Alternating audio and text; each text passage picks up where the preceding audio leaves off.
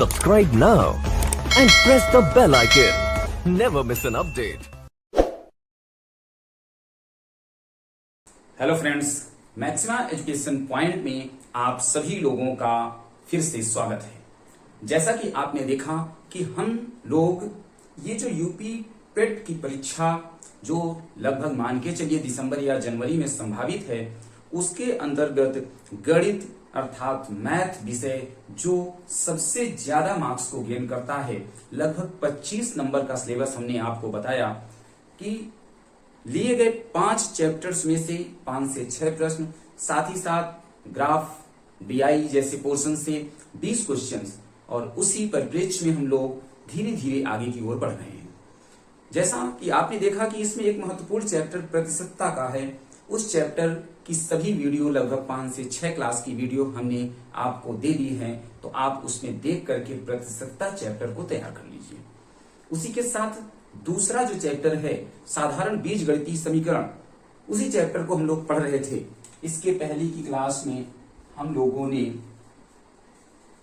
Maths के अंतर्गत 3 class पढ़ी, और तीनों क्लास में साधारण बीजगणितीय जो छोटे छोटे व्यंजक थे या फॉर्मूले थे, उनकी सहायता से प्रश्नों को हल करना सीखा। और इसके साथ साथ आपको महत्वपूर्ण 12 से 15 फॉर्मूले भी बताए गए। उन्हें अगर आप याद कर लेते हैं तो जितनी भी मैथमेटिक्स गणित के विषय की जो भी परीक्षाएं हैं, जो बेसिक टर्मिनोलॉजी है, वह आप बहुत आसान ढंग से हल कर सकते हैं। तो आज हम लोग देर ना करते हुए मैथ के अंतर्गत अपने इस चैप्टर के लास्ट लेक्चर की ओर आगे बढ़ेंगे और महत्वपूर्ण 3 टर्म की बात करने वाले हैं।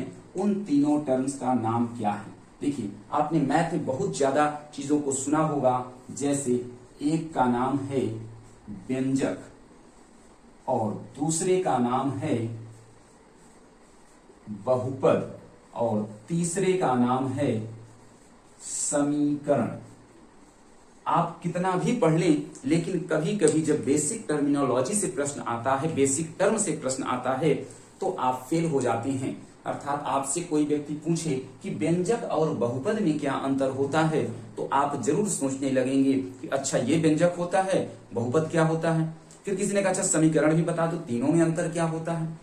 अच्छा तीनों एक ही जैसे होता है क्या? उसमें भी एक्स वाई जेड लिखा होता है, उसमें प्लस माइनस लगा होता है। इस तरीके की चीजें आप सोचते हो, लेकिन अगर आप इन टर्म्स को अच्छी तरीके से समझ लेते हैं तो परीक्षा के साथ साथ किसी के द्वारा भी पूछे गए प्रश्नों का आप एक कंटिन्यूअस मोशन में और एक लगातार फ्रीक्वेंटली आंसर दे सकते हैं।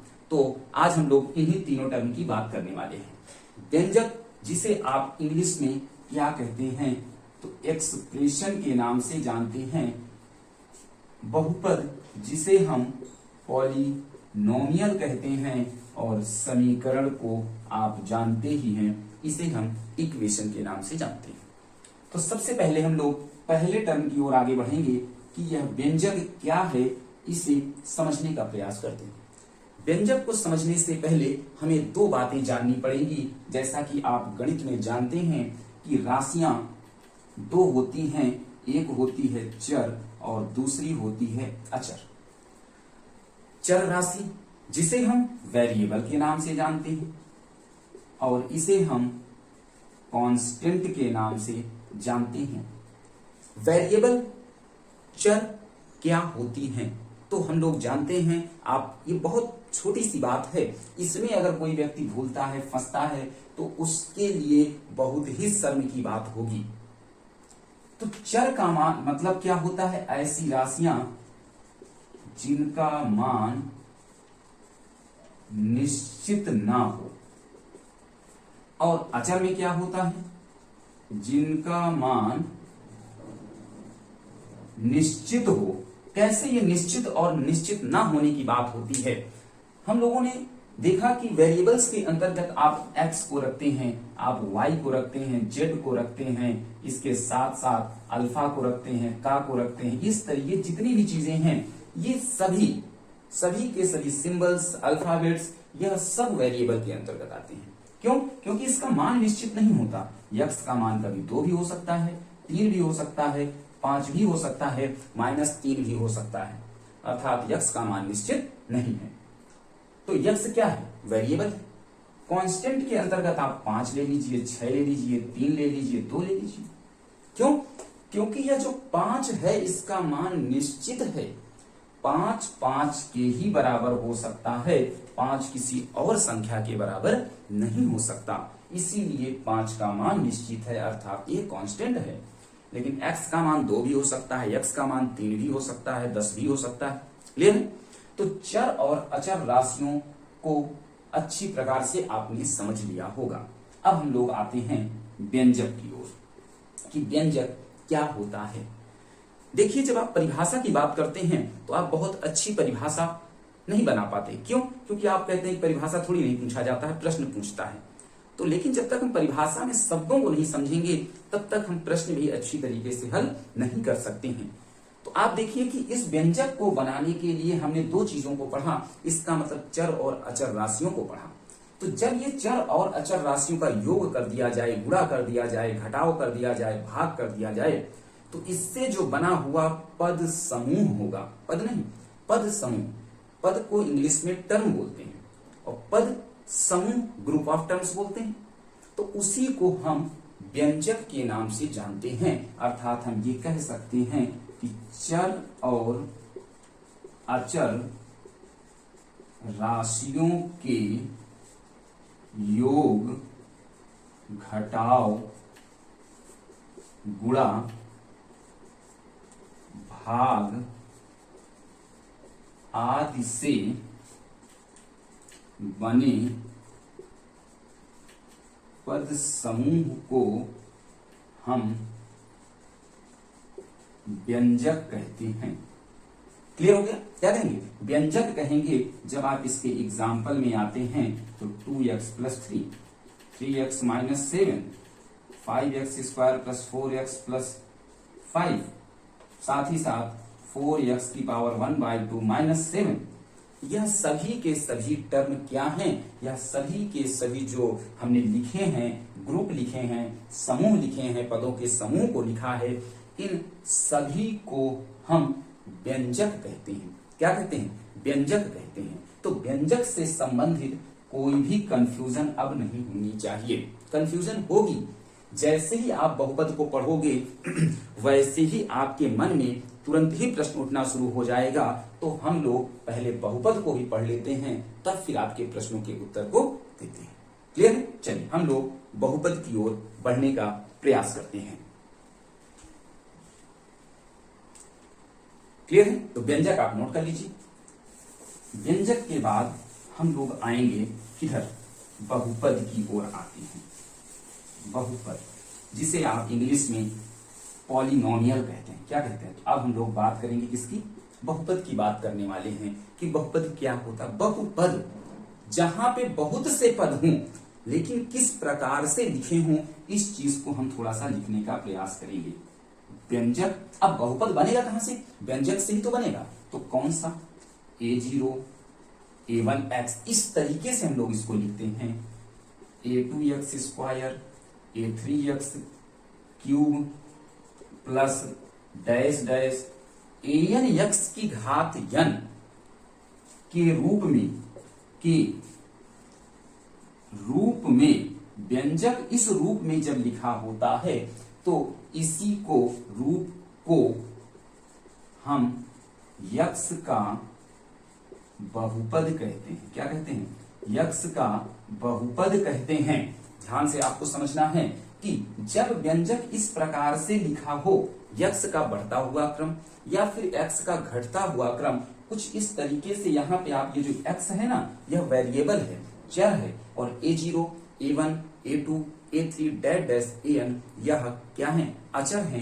कांस्टेंट टर्म के अंतर्गत हम इसे रखते हैं। क्लियर? चलिए व्यंजक के उदाहरण को हम देखेंगे। जैसे एक उदाहरण लिख दिया 3x, क्या ये व्यंजक है? क्या ये व्यंजक है? अभी व्यंजक को छोड़िए, बहुपद, क्या ये बहुपद है? तो हाँ कहेंगे, यह बहुपद है। कैसा है? बहुपद है। लेकिन कैसा? तो कहते हैं एक अकेला है, तो एक पदी। क्या कहेंगे? एक पदी कहेंगे इसे। इंग्लिश में इसे हम क्या कहते हैं? मोनोमियल कहते हैं। क्या कहते हैं? मोनोमियल कहते हैं। इसको हम लोग क्या कहते हैं, मोनोमियल कहते हैं। ठीक, आपके पास दूसरा लिख दिया गया 4x माइनस 7, यह कैसा है, यह द्विपदी है। द्विपदी, दो पद हो गए, एक पद और एक पद कितने, दो पद हो गए, तो इसे हम लोग मोनोमियल के बाद इसका नाम क्या हो जाता है, इसका नाम बाइनोमियल हो जाता है। क्या हो जाता है, बाइनोमियल हो जाता है। तो इस प्रकार से आपके पास 3x स्क्वायर माइनस 5, ये भी हो सकता है, यह भी क्या है, एक प्रकार का बहुपद है। ये सभी उदाहरण किसके हैं, बहुपद के हैं। तो आपके मन में यह प्रश्न आ रहा होगा कि क्या सर ये जो बहुपद है और जो हमने व्यंजक पढ़ा, इन दोनों में अंतर क्या होता है। सबसे पहली चीज हमें यह समझनी है कि क्या अंतर होता है। देखिए, सबसे पहले यहां हमें नोट करके एक पॉइंट ध्यान देना है, एक नोट हमें याद रखनी है कि सभी के सभी जो बहुपद होंगे, बहुपद के अंदर आप जितने भी उदाहरण लिख दीजिए, सारे के सारे बहुपद व्यंजक होते हैं। समझ बात आ रही है, जितने भी आपके बहुपद होते हैं, नोट में आपको ध्यान देना है कि सभी बहुपद क्या होते हैं, व्यंजक होते हैं। सभी बहुपद व्यंजक होते हैं, लेकिन सभी व्यंजक बहुपद हों ऐसा जरूरी नहीं है, ऐसा जरूरी नहीं है। इस बात को हमें समझना पड़ेगा कि कैसे सभी के सभी बहुपद तो व्यंजक होंगे, लेकिन सभी के सभी व्यंजक बहुपद नहीं होंगे। इस बात को हमें समझना पड़ेगा। साथ ही साथ हम ये भी कह सकते हैं कि अगर हम इस कंडीशन को समझ लें कि बहुपद ना होने के लिए कौन कौन सी शर्तें होती हैं, तो हम बहुपद और व्यंजक में अंतर को स्पष्ट कर पाएंगे। क्लियर? चलिए, तो हम लोग देखेंगे कि बहुपद ना होने की शर्त, फिर हम लोग आएंगे दोनों में अंतर को समझने का प्रयास करेंगे। ठीक है, देखिए हम लोग जो समझेंगे वो बहुपद ना होने की शर्त। ठीक है, हम लोग जो समझने वाले हैं वह क्या समझेंगे, बहुपद ना होने की शर्त। कैसे पता चलेगा, जैसे आ गया प्रश्न कि बहुपद को पहचानिए, पॉलिनोमियल को छांटिए। तो अगर आपको यह शर्त पता है कि ऐसी क्या क्या कंडीशंस हैं जिससे ये बहुपद नहीं होगा, तो आप क्या करोगे, वो वाला कट कर दोगे, जो ऑप्शन होगा वो आपके पास क्या हो जाएगा, बच जाएगा। क्लियर है? देखिए, इसमें जो शर्त है वह क्या है, यदि चर की घात, चर मतलब एक्स वाई जेड, चर की घात भिन्न में हो, किसमें हो, भिन्न में हो, यदि चर की घात भिन्न में हो तो वह बहुपद नहीं होगा। क्लियर? ये रहा पहली शर्त। दूसरी शर्त हम लोग किसकी बात करेंगे, यदि चर का मान वर्गमूल के रूप में लिखा हो, तब भी यह क्या होगा, बहुपद नहीं होगा। तीसरा, यदि चर की घात ऋणात्मक हो तो भी यह बहुपद नहीं होगा। तो ये बात आपको समझ में आ गई होगी कि यदि चर की घात ऋणात्मक है, यदि चर की घात वर्गमूल के रूप, चर का मान वर्गमूल के रूप में है, चर की घात भिन्न है, या हम ये भी कह सकते हैं कि ऋणात्मक है, तो यह बहुपद नहीं होगा। और चौथा ये आप यहां लिख लीजिए कि यदि चर की घात दशमलव में है, इसमें दशमलव में है, तब भी यह बहुपद नहीं होगा। अब हम इसके उदाहरण की बात करते हैं। चलिए, चर की घात भिन्न में हो तो उदाहरण में जैसे हमने कहा 3x की घात 1/2 प्लस 5, क्या ये बहुपद है? तो आप सीधा सा कहेंगे सर ये बहुपद नहीं है, क्योंकि यहाँ पे ये चर है और चर की घात किसमें आ गई, भिन्न में आ गई। ठीक, दूसरा उदाहरण 4x की घात 3/2 माइनस 7, क्या ये बहुपद है? तो कहेंगे सर ये बहुपद नहीं है। दूसरा, चर का मान वर्गमूल के रूप में हो, तो इसका भी उदाहरण देख लीजिए। हमने कहा 4 √x प्लस 3, क्या ये बहुपद है? तो कहेंगे ये बहुपद नहीं है, क्योंकि यक्स का मान यहां वर्गमूल के रूप में आ चुका है।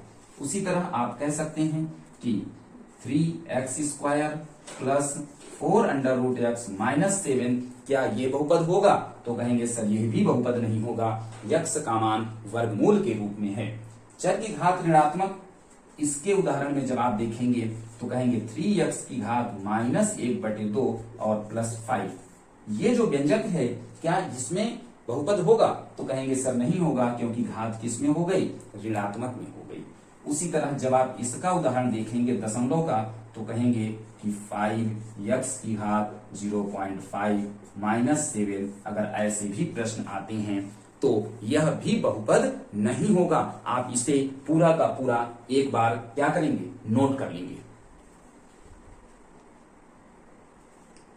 आपने नोट कर लिया है कि बहुपद ना होने की क्या क्या शर्त हो सकती है। अब हम लोग उदाहरण से समझने का प्रयास करेंगे कि व्यंजक और बहुपद में क्या अंतर है। क्लियर है?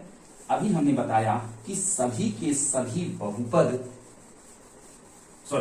सभी व्यंजक वो तो बहुपद होंगे, लेकिन सभी बहुपद व्यंजक हों ऐसा संभव नहीं है। क्लियर है? चलिए, जैसे हम यहां पे लिख देते हैं, कुछ व्यंजक लिखते हैं और उन व्यंजकों से हम लोग देखेंगे क्या वो बहुपद हैं कि नहीं। कुछ व्यंजक लिखते हैं। देखिए, अगर हम लोग इसमें कुछ व्यंजकों को लिखने का प्रयास करें तो 4x² plus 7, 3x minus 3 plus 5x plus 4, 6√x minus 4, इसको भी आप लिख सकते हैं। साथ ही साथ आप ये कह सकते हैं कि 3x की पावर 5/4 प्लस 7x माइनस 4, और लास्ट में आप ये कह सकते हैं कि 3x² प्लस 4x प्लस 7। इन सभी को आपको बताना है कि ये बहुपद हैं कि नहीं है। देखिए, व्यंजक तो हैं। क्या हैं? व्यंजक तो हैं। ये सभी के सभी व्यंजक हैं। सभी के सभी क्या हैं? व्यंजक हैं। लेकिन क्या ये बहुपद हैं कि नहीं? तो देखिए, इसमें क्या वेरिएबल x की घात में कोई परिवर्तन नहीं, तो ये बहुपद होगा। यहां देखिए, x की घात ऋणात्मक है, यह बहुपद नहीं होगा। वर्गमूल के रूप में नहीं होगा, भिन्न के रूप में नहीं होगा, कुछ भी एकदम स्वच्छ रूप में है, यह हो जाएगा। इसका मतलब अभी हमने लिखा था कि सभी के सभी क्या हैं? बहुपद, वह व्यंजक होंगे। देखिए, जितने भी बहुपद हैं ये सब व्यंजक हैं। लेकिन क्या सभी के सभी व्यंजक बहुपद हैं क्या? नहीं, इसमें से 3 हट चुके हैं। इसका मतलब है कि आप उस लिखे गए वाक्य को अच्छी तरह समझ चुके हैं। कोई दिक्कत? अब आपको व्यंजक और बहुपद में अंतर समझ में आ गया होगा। क्लियर है? चलिए आगे हम लोग बढ़ेंगे। दोनों टर्म से आपके प्रश्न पूछे जाते हैं। क्लियर है? यहां से एक प्रश्न और आपकी परीक्षा में बार बार आता है कि बहुपद की घात क्या होती है। अगला, अभी हम लोग समीकरण पढ़ने से पहले एक टर्म को और पढ़ेंगे, बहुपद की घात। बहुपद की घात क्या होती है? तो देखिए, बहुपद की घात की जब बात होती है तो इसमें हम लोग कहते हैं कि चर की अधिकतम घात ही बहुपद की घात होती है। चर की अधिकतम घात ही बहुपद की घात होती है। इसका मतलब है the highest power of the variable is known as the power of polynomial. Clear है? तो इस तरीके से अब हम इसे उदाहरण के रूप में समझने का प्रयास करते हैं। 4x की पावर 3 माइनस 3x प्लस 7, इसमें बहुपद की घात, इसमें घात कितनी होगी आपको बताना है। दूसरा प्रश्न जो आपके सामने है, 4x की पावर माइनस 7 प्लस 3x की पावर 5 माइनस 7, इसमें घात कितनी है। और एक प्रश्न हम इसमें थोड़ा सा चेंज करेंगे, x की घात 3 y की घात 2, दो वेरिएबल लेके आ गए। कितने? 2 वेरिएबल। और x की घात 4 y की घात 3, x की घात 2 y की घात 5, या इसे आप 6 कह लीजिए। इसमें भी घात पूछा गया है, बहुत ही महत्वपूर्ण प्रश्न है। क्लियर? यहां से प्रश्न एक बार आया हुआ है, यूपी टेट में भी आया हुआ है। और साथ ही साथ जितने भी लेखपाल की परीक्षा उसमें भी एक बार ये पूछा गया है। घात वेरिएबल, हमने कहा चर की अधिकतम घात। चर क्या है? x है, x की घात यहाँ 3 है, यहाँ 1 है, यहाँ 0 है, 0 है, तो हाईएस्ट क्या है? 3 है, तो इसलिए इसका उत्तर कितना हो जाएगा? 3 हो जाएगा। यहाँ देखिए -7 है, 5 है, 0 है, तो बड़ा कौन? तीनों में कौन बड़ा? -7, देखिए तीनों बताइए, तीनों में कौन बड़ा? -7, 5, 0। कुछ लोग बता रहे हैं -7, नहीं ये कम। सबसे बड़ा कौन है? 5, तो इसकी बहुपद की घात क्या हो जाएगी? 5 हो जाएगी। अब आपके दिमाग में आ रहा होगा कि ये दो वेरिएबल आ गए, इसमें कैसे किया जाए? यहाँ 3 है, यहाँ 4 है, यहाँ 2 है, इसमें आंसर क्या होगा? यहाँ 2 है, यहाँ 3 है, यहाँ 6, कैसे होगा? तो इस तरीके के प्रश्नों में हम समस्त वेरिएबल की घात को जोड़ देते हैं। क्या कर देते हैं? जोड़ देते हैं। यहाँ देखिए 3 2 5, 4 3 7, 6 2 8, अधिकतम कितना आ गया? 8, इसलिए बहुपद की घात कितनी हो जाएगी? 8 हो जाएगी। आप सभी को व्यंजक और बहुपद में अंतर समझ में आ गया होगा। आपको फिर भी ये लगता होगा कि समीकरण क्या है, इसी से समीकरण बन जाएगा, लेकिन नहीं। समीकरण को पहचानने का और उसके प्रकार को बहुत अच्छी तरीके से हम लोग अगली क्लास में पढ़ेंगे, और एक क्लास लास्ट की जिस चैप्टर की क्लास होगी उसमें हम समीकरण से संबंधित एक चर द्विचर से संबंधित जितने भी समीकरण होते हैं उन सभी को बहुत अच्छी तरीके से बताने का प्रयास करेंगे। तो हम लोग इस क्लास को यहीं एंड करते हैं। अगली क्लास में समीकरण के महत्वपूर्ण तथ्यों के साथ आपके सामने उपस्थित होंगे। तब तक के लिए धन्यवाद।